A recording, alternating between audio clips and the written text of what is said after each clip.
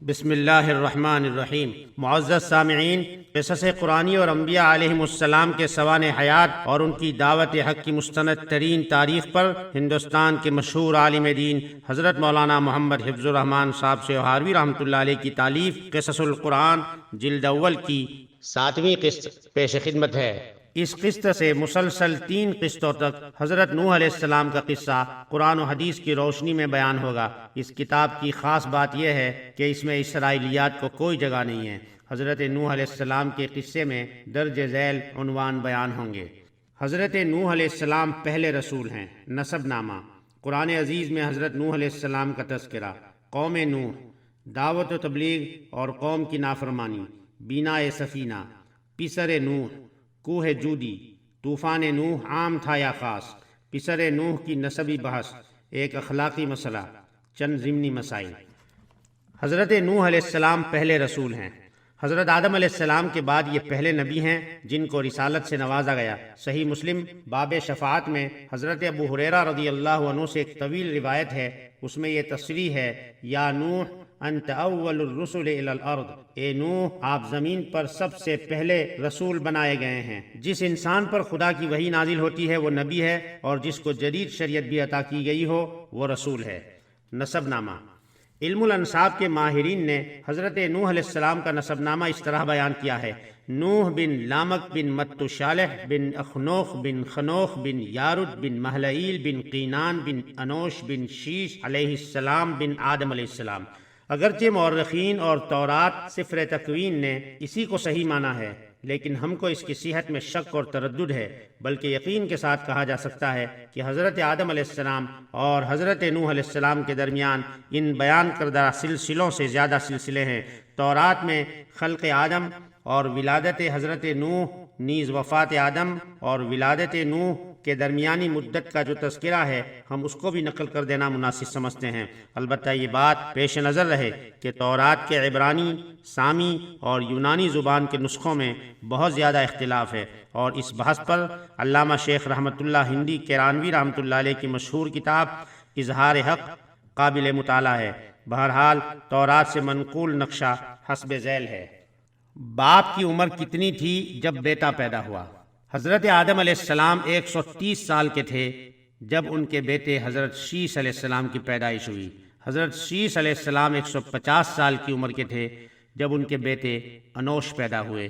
انوش کی عمر 90 سال کی تھی جب ان کے بیٹے قینان پیدا ہوئے۔ قینان کی عمر 70 سال تھی جب ان کے بیٹے مہلئیل پیدا ہوئے۔ مہلئیل کی عمر 65 سال کی تھی جب ان کے بیٹے یارد پیدا ہوئے، اور یارد کی عمر 162 سال کی تھی جب ان کے بیٹے اخنوخ پیدا ہوئے، اور اخنوخ کی عمر 65 سال کی تھی جب ان کے بیٹے متشالح پیدا ہوئے، اور متشالح کی عمر 187 سال کی تھی جب ان کے بیٹے لامک جو حضرت نوح علیہ السلام کے والد تھے وہ پیدا ہوئے، اور لامک کی عمر 183 سال کی تھی جب حضرت نوح علیہ السلام پیدا ہوئے۔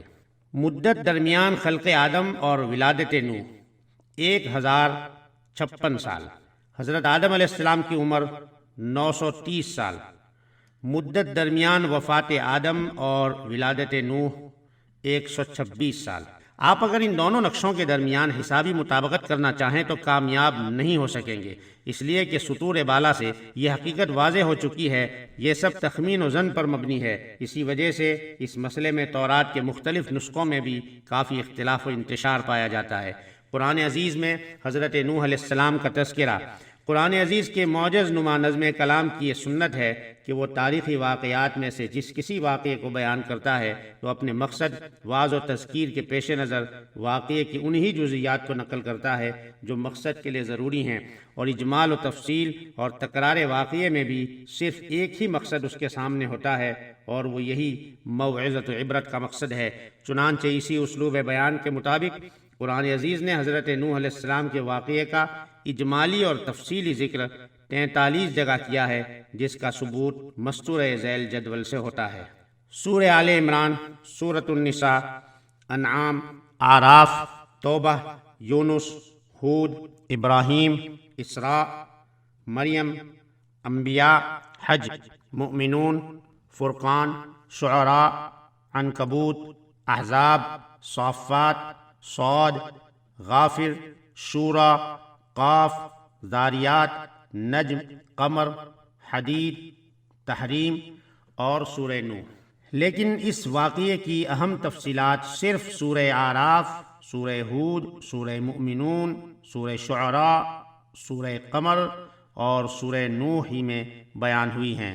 ان سے حضرت نوح علیہ السلام اور ان کی قوم کے متعلق جس قسم کی تاریخ بنتی ہے وہی ہمارا موضوع بیان ہے۔ قوم نوح علیہ السلام۔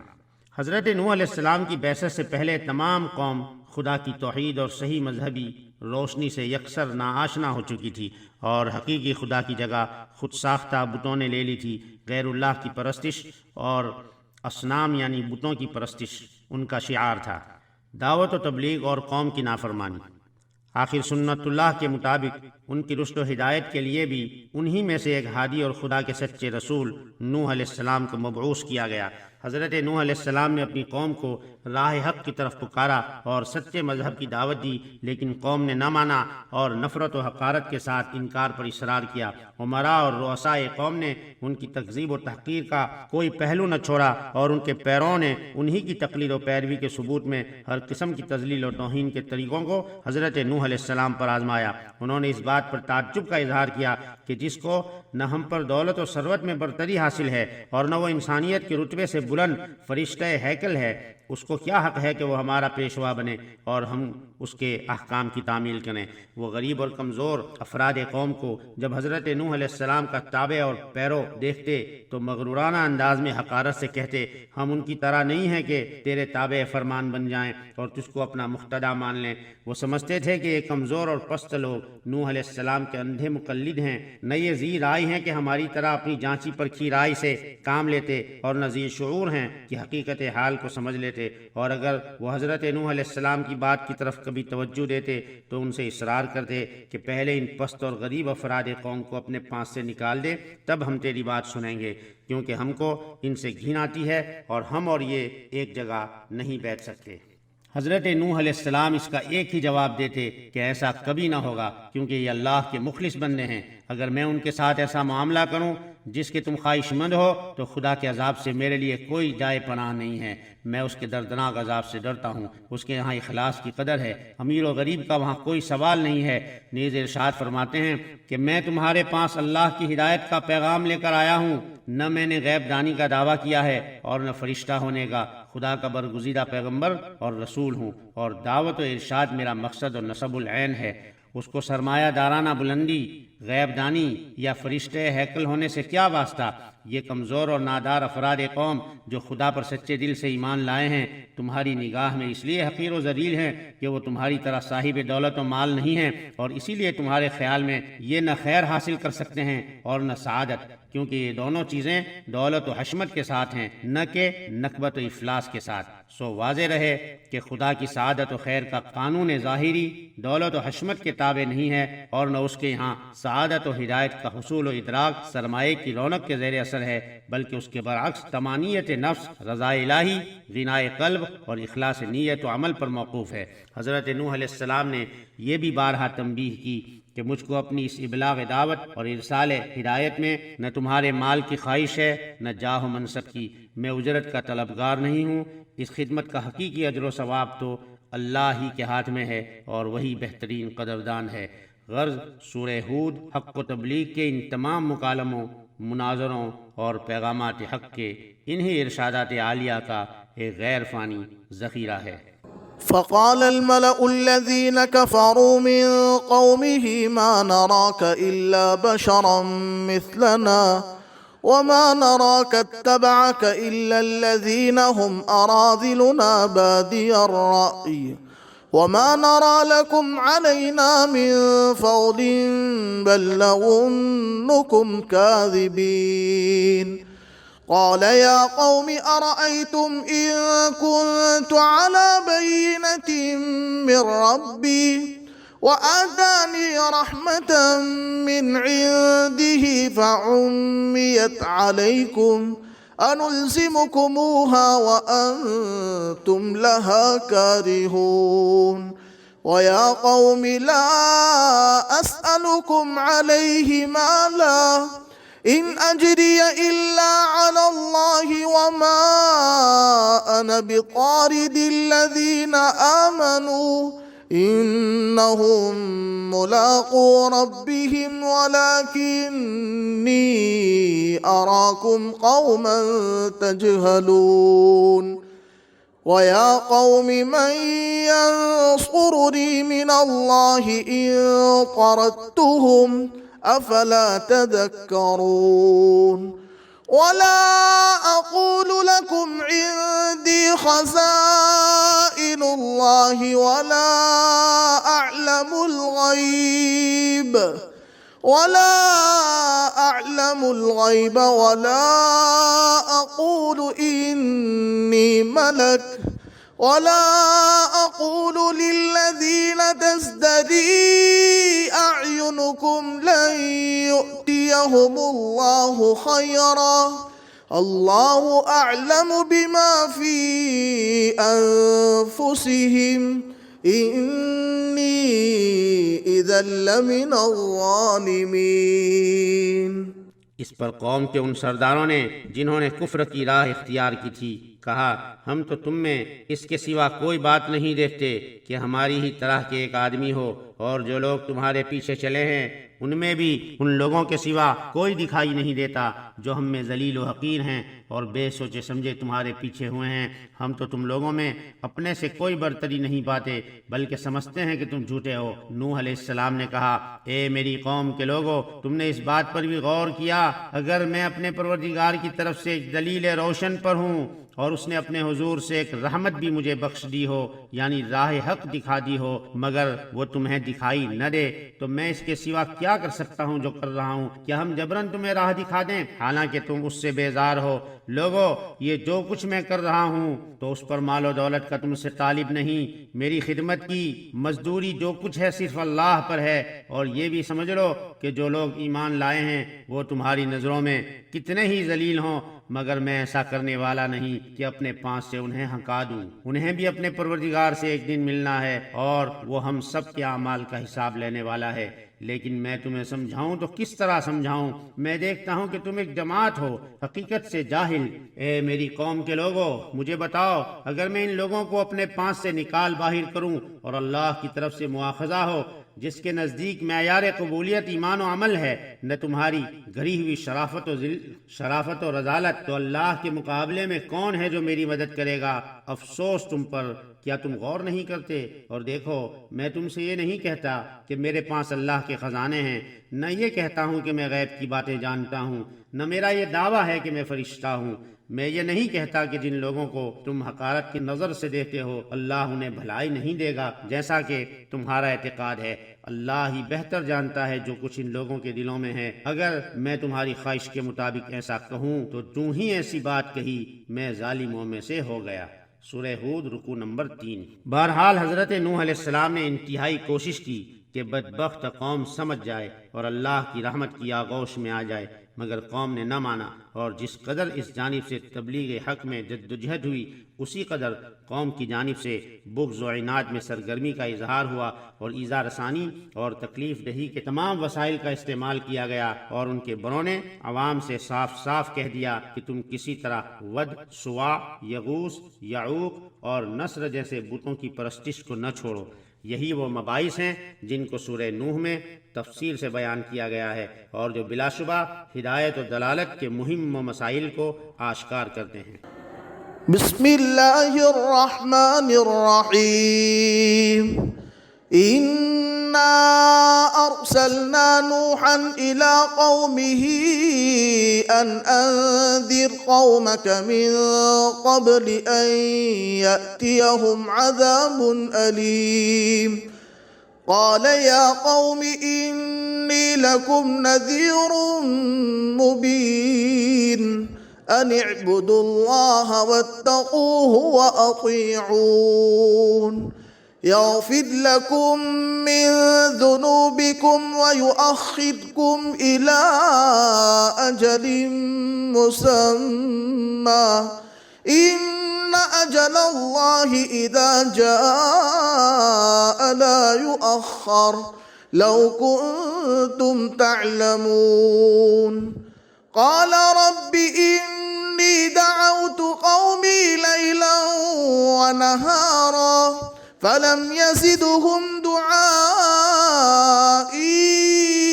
إلا فرارا وإني كلما دعوتهم لتغفر لهم جعلوا أصابعهم في آذانهم واستغشوا ثيابهم وأصروا واستكبروا استكبارا ثم إني دعوتهم جهارا ثم إني أعلنت لهم وأسررت لهم إسرارا فقلت استغفروا ربكم إنه كان غفارا۔ ہم نے بھیجا نوح علیہ السلام کو اس کی قوم کی طرف کہ ڈرا اپنی قوم کو اس سے پہلے کہ پہنچے ان پر عذاب دردناک۔ بولا اے قوم میری، میں تم کو ڈر سناتا ہوں کھول کر کہ بندگی کرو اللہ کی اور اس سے ڈرو اور میرا کہا مانو تاکہ بخشے وہ تم کو جو کچھ گناہ تمہارے اور ڈھیل دے تم کو ایک مقررہ وعدے تک۔ وہ جو وعدہ کیا ہے اللہ نے جب آ پہنچے گا اس کو ڈھیل نہ ہوگی اگر تم کو سمجھ ہے۔ بولا اے رب، میں بلاتا رہا اپنی قوم کو رات اور دن، پھر میرے بلانے سے اور زیادہ بھاگنے لگے، اور میں نے جب کبھی ان کو بلایا تاکہ تو ان کو بخشے، ڈالنے لگے انگلیاں اپنے کانوں میں اور لپیٹنے لگے اپنے اوپر کپڑے، اور ضد کی اور غرور کیا بڑا غرور۔ پھر میں نے ان کو بلایا برملا، پھر میں نے ان کو کھول کر کہا اور چھپ کر کہا چپکے سے، تو میں نے کہا گناہ بخشواؤ اپنے رب سے، بے شک وہ ہے بخشنے والا۔ سورہ نوح رکو نمبر 2۔ وقالوا لا تذرن آلهتكم ولا تذرن ودا ولا سواعا ولا يغوث ويعوق ونسرا۔ اور انہوں نے اپنے عوام سے کہا ہرگز اپنے معبودوں کو نہ چھوڑو، اور ود، سوا، یغوث، یعوق اور نصر کو نہ چھوڑو۔ سورہ نوح رکو نمبر 2۔ اور آخر میں زچ ہو کر کہنے لگے اے نوح، اب ہم سے جنگ و جدل نہ کر اور ہمارے اس انکار پر اپنے اللہ کا عذاب لا سکتا ہے تو لیا۔ قالوا يا نوح قد جادلتنا فأكثرت جدالنا فأتنا بما تعدنا إن كنت من الصادقين۔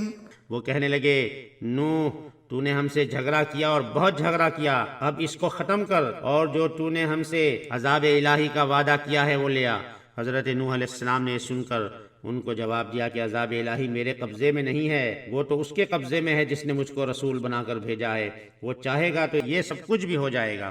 قال انما يأتيكم به الله ان شاء وما انتم بمعجزين۔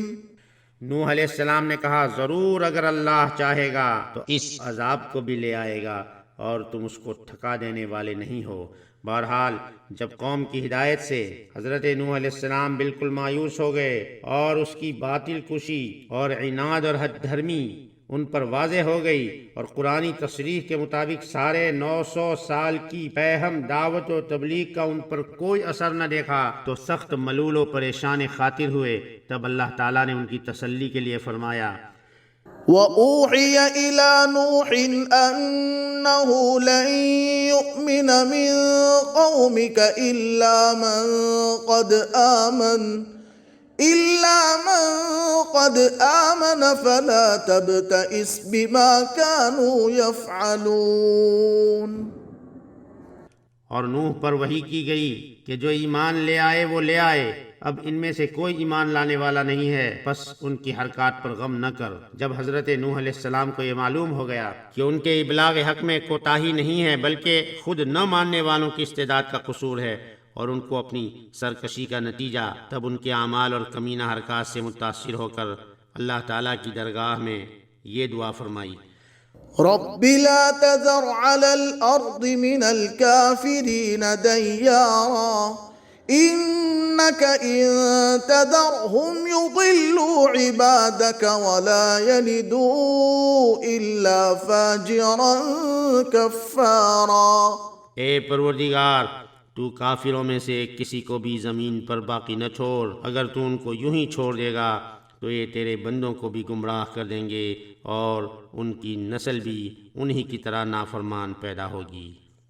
اگر آپ نے ابھی تک چینل کو سبسکرائب نہیں کیا ہے تو سبسکرائب کر لیں، بیل آئیکن پریس کر لیں تاکہ جو ہی کتاب کی اگلی قسط اپلوڈ ہو نوٹیفیکیشن کے ذریعے آپ کو فوراً اطلاع پہنچ سکے۔ ہماری ایک کاوش لائق 27 لگے تو لائک، کوئی تجویز ہو تو کمنٹ، اور مفید لگے تو اسے اپنے متعلقین میں شیئر بھی ضرور کر لیا کریں۔ کتاب کے اگلے حصے کے ساتھ انشاءاللہ پھر ملیں گے، تب تک کے لیے اجازت دیجیے۔ والسلام علیکم ورحمۃ اللہ وبرکاتہ۔